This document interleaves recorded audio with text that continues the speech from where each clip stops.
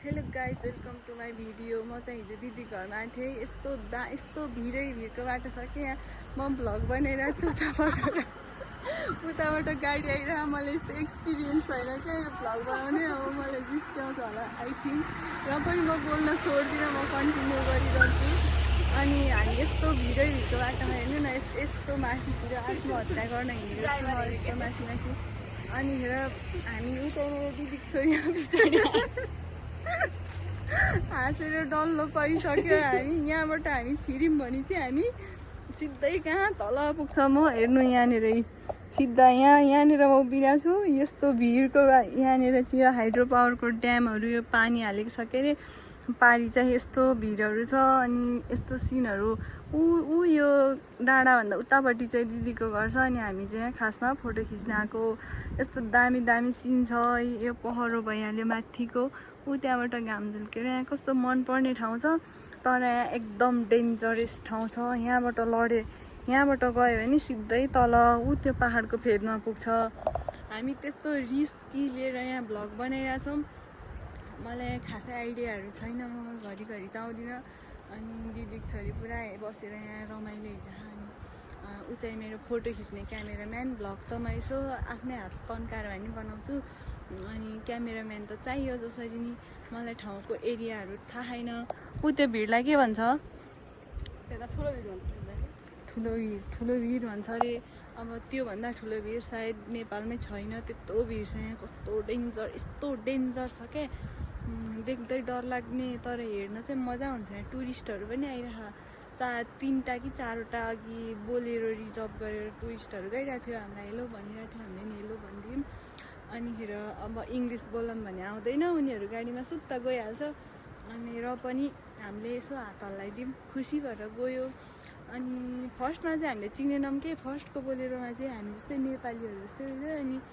अनि हामीलाई हेलो भनिरहेको थियो। मैले त सोचेँ उसलाई चिने होला, अनि हेलो भन्यो यताको मान्छे भनेर।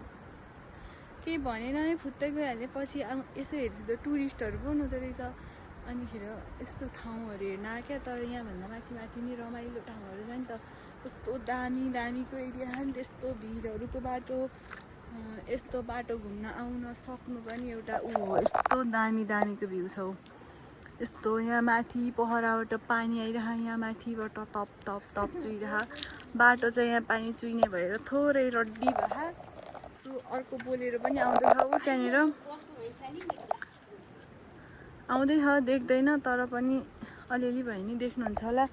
अनि यस्तो घाम लागिरह कि यहाँनिर, यस्तो घाम लागिरह। अनिखेर यस्तो घाममा पनि हामी फोटो खिच्न भनेर आयो क्या। फोटो खिच्न, भिडियो बनाउन, थोरै क्याप्चर गर्न। तर यहाँभन्दा मुनि म अब भोलि घर जाँदाखेरि देखाउँछु। भोलि घर जाँदाखेरि चाहिँ म एउटा भ्लग बनाएर हाल्छु। कस्तो दामीको ठाउँ छ त। त्यो ठाउँ मलाई यस्तो मन पर्यो। मलाई त्यो ठाउँमा बसेर हेरिरहन मन पर्यो। अरू काम गर्न त त्यस्तो भिडमा त म त अब हेर्न पनि डर लाग्छ। अनि यस्तो भिडमा मलाई हेर्न डर लाग्छ। ऊ छेउमा गएर बसिरह हो, यहाँबाट पल्ट्यो भने के हुन्छ।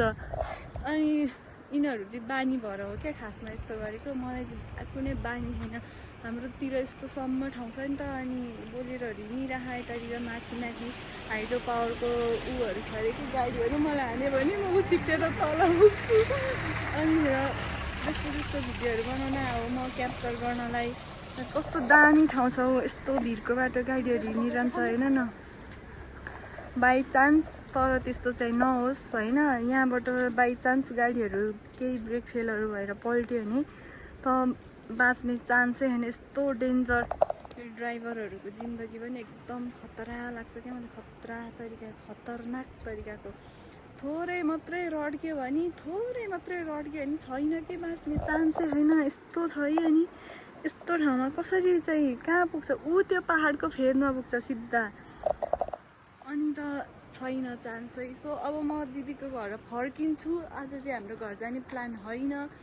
आएको चाहिँ आमा र म हो। आमा चाहिँ यहाँ हिँड्दा हिजोको हिँडाइले नै खुट्टा दुख्यो अरे, सुत्नु भए। अनि म चाहिँ उहाँलाई लिएर आएको हो। अनिखेर जाउँ आऊ, यता भित्ताबाट हिँड है, फेरि तिमी लड्छौ नि।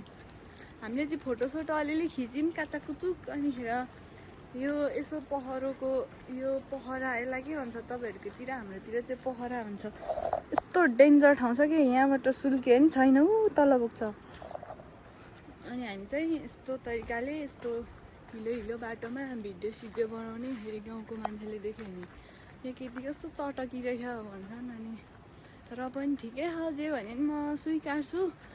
अनि थोरै थोरै यो ठाउँको चाहिँ भिडियोहरू क्याप्चर गर्न आएको। म अहिले यति यो मलाई अलि राम्रो लाग्यो यो एरिया, त्यो भित्ताको के भन्छ त्यसलाई, पहरो भित्ताको सिनहरू मलाई मन पर्यो। अनि यहाँबाट यस्तो हिमाल देखिन्छ। यो हिमाल त होइन, यो सुमेरु पर्वत हो। सुमेरु पर्वत त्यहाँनिर चाइनाको पनि सिमाना हो, चाइना र नेपालको सिमाना हो त्यो भनेर हामीले किताबमा पढेको थियो सुमेरु पर्वतको बारेमा। तपाईँहरूले पनि पढ्नुभयो होला। यस्तो राम्रो राम्रो एरियामा हामी घुमिरहेछौँ। तपाईँहरूलाई पनि घुम्न इच्छा लाग्यो भने चाहिँ आउनु होला। म तातो तातो चिया पकाएर खानिदिन्छु। यो एरियामा आउनुभयो भने म दिदीलाई भनिदिन्छु कि तपाईँहरू आउँदै हुनुहुन्छ, चिया पकाएर दिनुहोस्, बास बस्नु भयो भने खाना खान दिनुहोस्, सुत्ने व्यवस्था मिलाइदिनुहोस् भनेर म भनिदिन्छु। सो एड्रेस भन्नुपर्दाखेरि चाहिँ कुन गाउँपालिका हो यो? बिगु गाउँपालिका, वडा नम्बर 8, बिगु गाउँपालिका 8, खोपाचागु, बुकुनडाँडा के हुन्छ, बुकुनडाँडा खोपाचागुको बुकुनडाँडा। यो ठाउँमा एकदम टुरिस्टहरू पनि घुम्न आउने भएको हुँदा यो एकदम दामी ठाउँ छ। यहाँभन्दा अगाडि जान चाहनुहुन्छ भने पनि राम्रो ठाउँ छ, एकदम इन्ट्रेस्टिङ ठाउँ छ। मलाई पनि यस्तो ठाउँहरू घुम्न एकदम टुरिज्म गर्न एकदम मनपर्छ। मलाई इन्ट्रेस्ट लाग्छ घुम्न ठाउँहरू। अलिकति बजेटले नभएर मात्रै हो म ठाउँ नघुमेको। अनि खेर तपाईँहरू पनि सक्नुहुन्छ, कष्ट गर्न इच्छा छ, हाइकिङ गर्न पनि मिल्छ एकदम तरिकाले। हिँड्दै म त हिजोआमासँग उकालो चढ्दै हिँड्दै यताउता हेर्दै म भोलि फर्किँदाखेरि चाहिँ सबै क्याप्चर गरेर तपाईँहरूलाई देखाउँछु।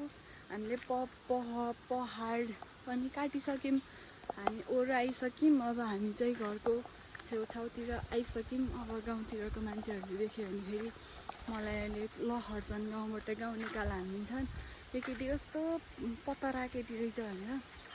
सो मैले भिडियो यहीँ इन्ड हानिदिएँ आजको। तपाईँहरू पनि घुम्न आउनुहोस्, रमाइलो गर्नुहोस्, इन्जोय गर्नुहोस्। मैले अहिलेको भिडियो अन्त्येष्टि हानिदिएँ, अन्तिम भयो मेरो भिडियो। सो ओके बाई, म भोलि अर्को भ्लग हाल्छु है त।